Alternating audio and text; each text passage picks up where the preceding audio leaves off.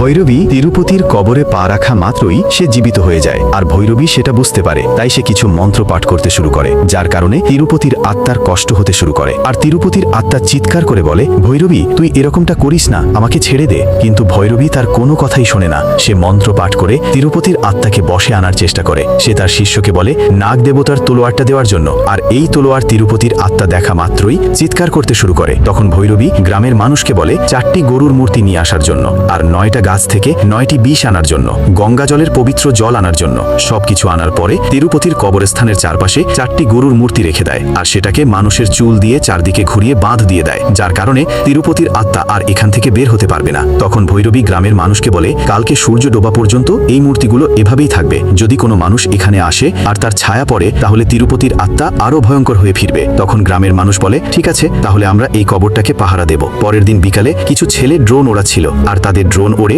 সেই কবরস্থানে পড়ে যায়। তারপরে শুরু হয় বন্ধুরা পরবর্তী